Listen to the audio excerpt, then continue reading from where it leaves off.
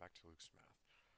Today we're going to start by looking at the problem I showed to you all at the end of last video. The way I'm going to do it is more of a direct proof using the theorems that we discussed. I'm going to skip, well not skip, but I'm going to leave out some technical details just for the sake of time. But if you wanted to come up with a solution to this using more of an intuitive definition, maybe using like Venn diagrams, I think that's perfectly fine. But just here's more of like a formal way of thinking about it. So first what we can do is let's kind of not think about probability right now.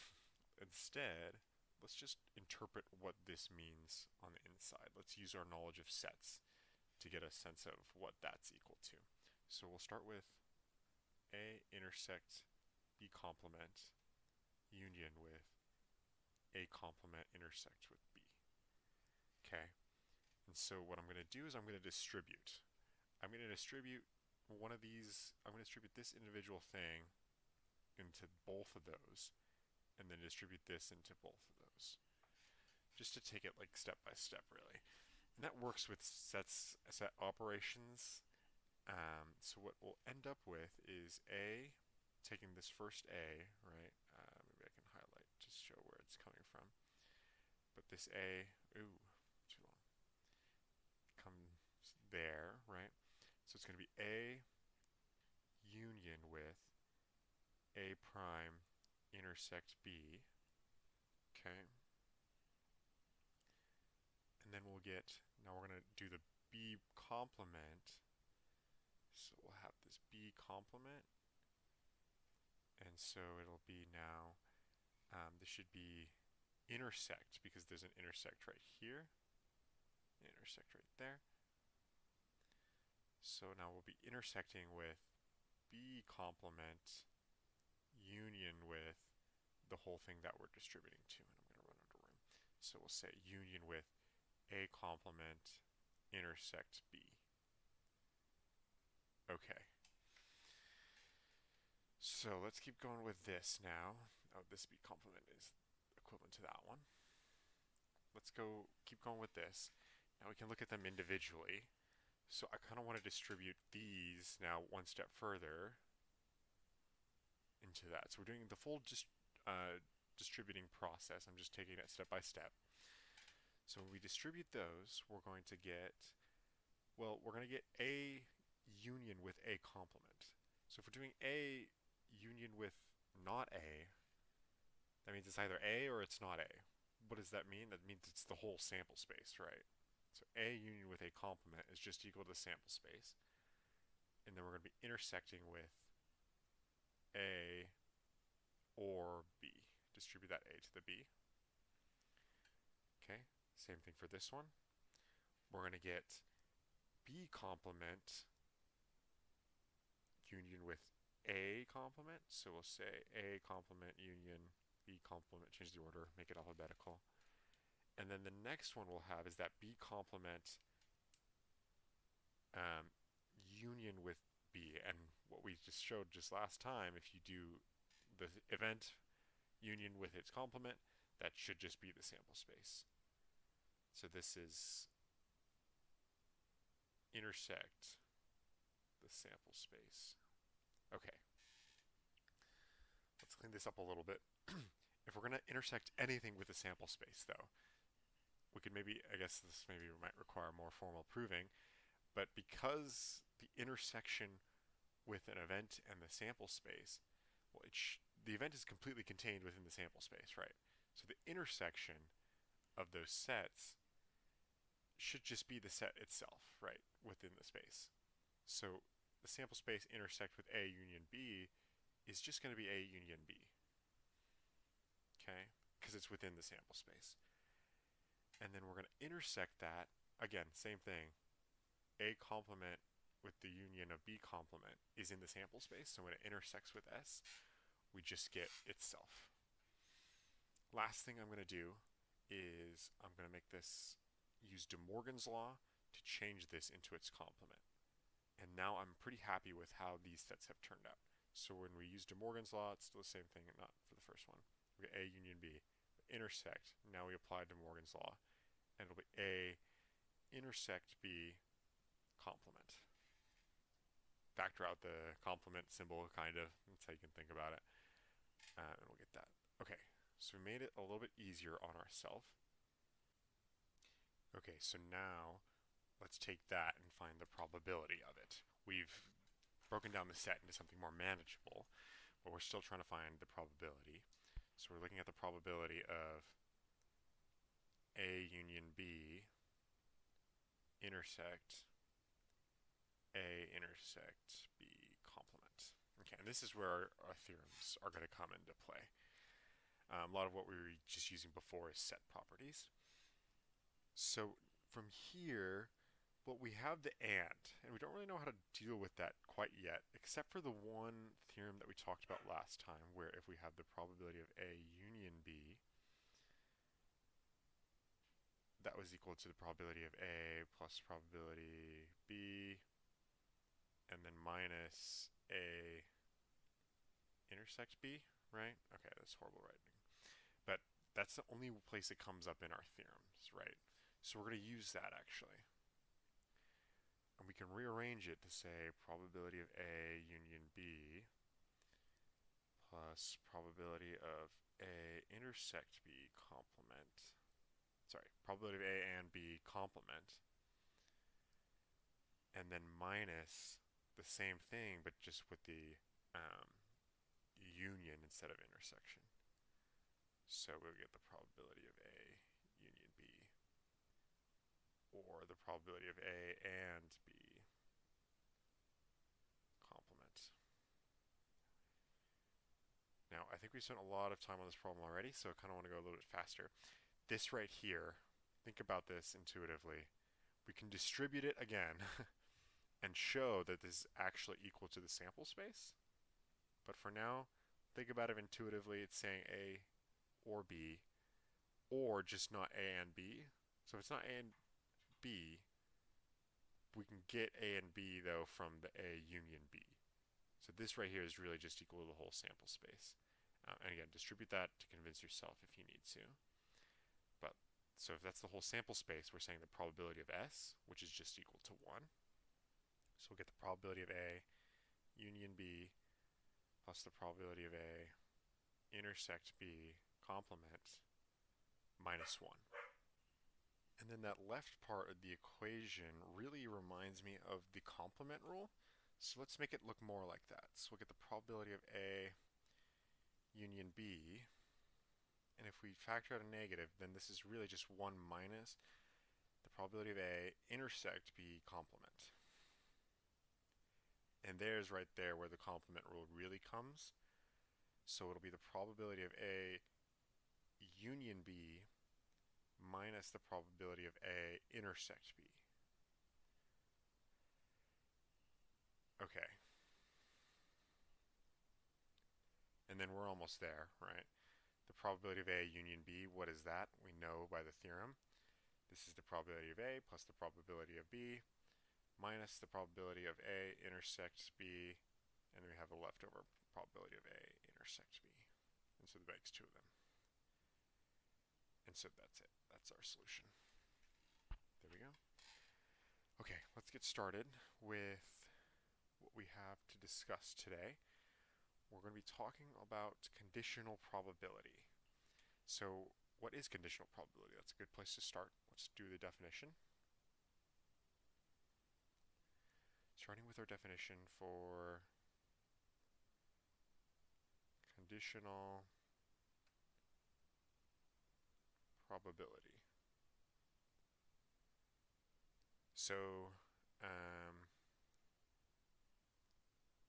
the conditional probability of A given, this is how we read it, we say A given B is defined as the probability of A given, so that line right there means given, B is equal to the probability of the intersection between the 2 events divided by the probability of just the event B by itself.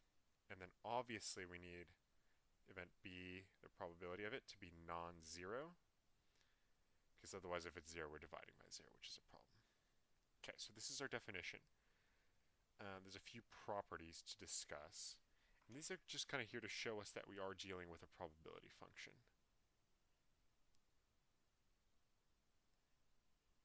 Okay, so some properties. If we look at the probability of B given B, that's just equal to 1.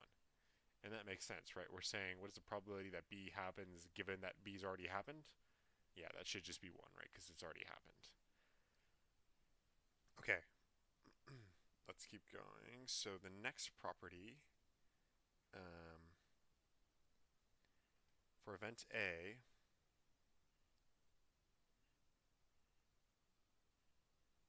the probability that A given B, so for some arbitrary event A, the probability that A happens given that B has already happened, well, we said it was equal to the probability of the intersection over the probability of B, and since we have the probability of the intersection, that's a more standard probability, so it applies to our rules that it has to be non-negative. We know that the probability of A and B could potentially be equal to 0, right? But just as long as it's non-negative. And the last property we have is that for a series of events, so we take A1, a series of arbitrary events, if they're mutually exclusive,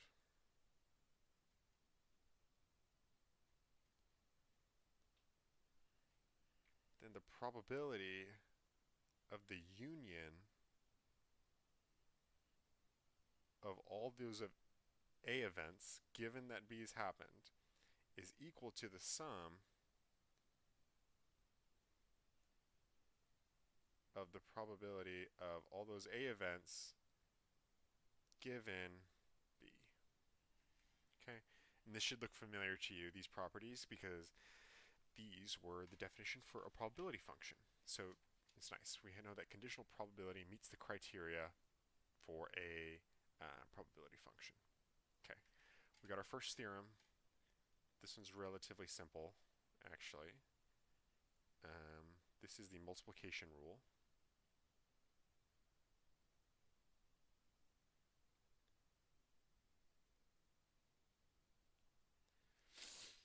It says that the probability of A intersect B is equal to the probability of A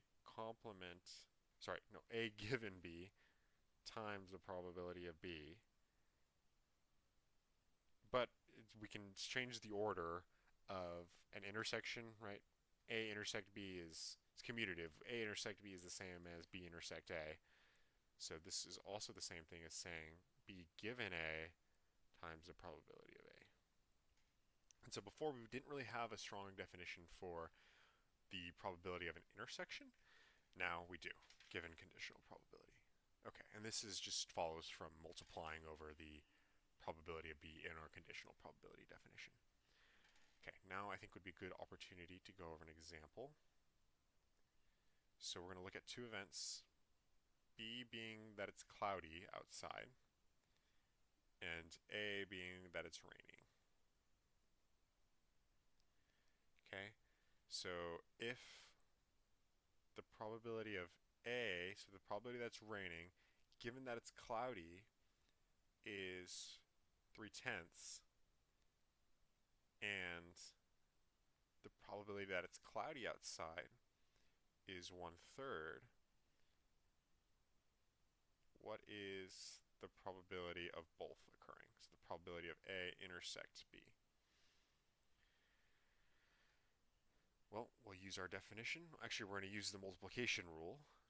So we'll know that the probability of A intersect B is equal to the probability of A given B times the probability of B. And so the probability of A given B is 3/10 by way of our problem. And we know that the probability of B is 1/3.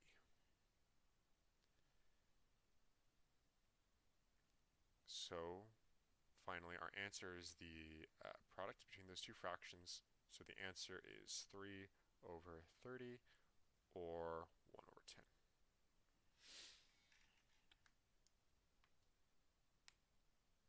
Nice. Okay, let's do another example. Because probability has so much in common with combinatorics, ways to count things, a typical problem you'll see in combinatorics is the objects in boxes problem. How many ways are there to distribute various objects to different boxes? Now, there's different cases, like are the objects distinct or not, and are the boxes distinct or not? And so there's a lot of different ways to solve that counting problem. And so in probability, because it takes so much from combinatorics, it's also it's also a similar problem of like drawing objects from boxes. It's very common, you'll see it come up. So let's say that we have a box with 3 red marbles and 1 blue. And then I want to pull 2 marbles from it. Okay, let's see if we wanted to find the probability that I get a red marble on the first draw and a red marble on the second draw. So 2 red marbles. Well, using the multiplication rule, we know that that's the probability of getting a red on your second draw, given that you already got a red on the first, times the probability that you get a red on the first. Okay. The second one of those should be the easier one. On the first draw, what's the probability that you get a red marble? Well, there's 3 red marbles over 4 total marbles, so it should be 3/4. Okay, now the second one. Probability that we get a red marble on the second pull, given that we already got a red on the first. So if we got a red on the first, that means there's 3 marbles left, 2 of which are red. So the answer to that should be 2 over 3 total marbles. Lastly, we take the product of those, and we get that our final answer, well, this is going to come out to be 1 over 2. So 50% chance. Okay. Next, we have another theorem, which is going to play into our final theorem for today. This theorem is, it's the total probability law.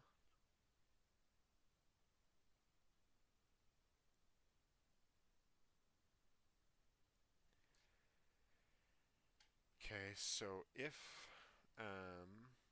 we have a collection of mutually exclusive and exhaustive events, so if we have B1, B2, to some finite BK, so they let them be are mutually exclusive and exhaustive. So it means those are the only possible events, outcomes that we can have. Then for some event A,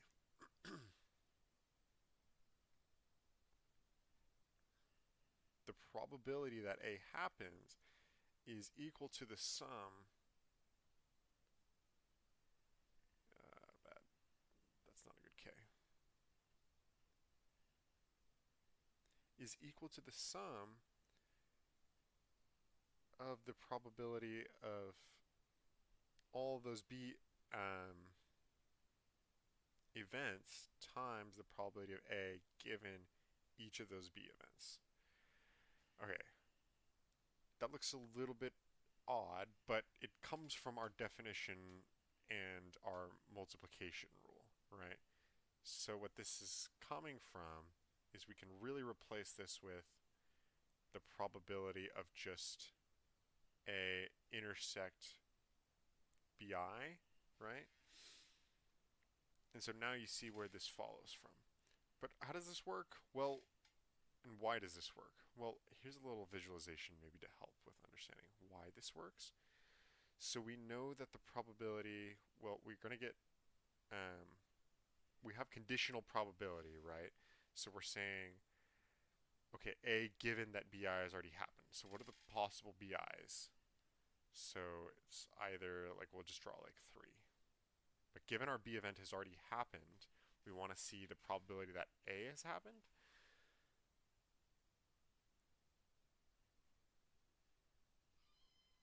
Okay, so we're going to get the probability of A, or sorry. So what happens after B? What are the two options? Well, either A happens or it doesn't happen. We can always partition the sample space into those two. It's like either an event happens or it doesn't happen. So we can say either A happens or A complement happens. A happens or A complement happens. A happens or A complement happens.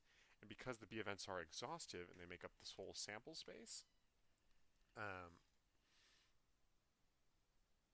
we know that the sum of all of these conditional probabilities is going to be equal to all events A. Okay, so we got another theorem. The last theorem for this video is Bayes' rule. Bayes is another very important name in statistics and probability. And this one comes from the total probability law. So let's say we have B1, BK, so a collection of mutually exclusive and exhaustive events. Sorry, my cat is yelling in the background. So they're mutually exclusive and exhaustive events. Then, for some event A, and our indices are the natural numbers, so j equals 1, 2, through k, the probability that one of those B events happens given A is equal to the probability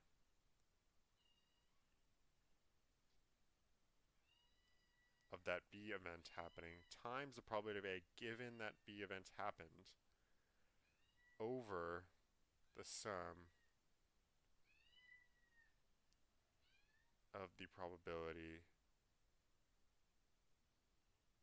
of all B events times the probability of A given that all B events have occurred. Okay. Okay, and then this one I think is worth doing the proof for since it's relatively quick. This comes from a lot of the definitions that we have of probability. So we'll do the proof. And this uses the definition of conditional probability, as I said. So we know that the probability of an arbitrary B event, given that A happened, is equal to the probability of A intersect that B event divided by the probability of A, by definition of conditional probability. However, we can rewrite the top one because now we have a definition for the intersection, the probability of the intersection. So I'm going to rewrite it to be the probability of B, the B event happening, times the probability of A given the B events happened, divided by the probability of A. And then we're going to use the theorem we just talked about, the total probability, and says that we can split up, partition any event A into conditional probability for an exhaustive collection of another events. So what this is going to be is we just get, this is the end of our proof. We get the hypothesis. And so we can said from the total probability law that the probability of A is equal to the sum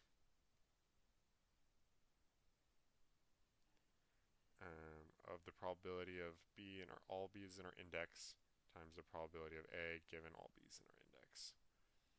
Okay, that's it for this proof. Okay, that's actually all I have for you guys today. No problem today because this was a longer video. And we're not quite done talking about the topic of conditional probability. We still need to talk about independence. So next video, there's going to be maybe a longer problem to go over, but it relates to what we talked about today and what we're going to be talking about tomorrow as well. It's all related. So look forward to seeing you all then.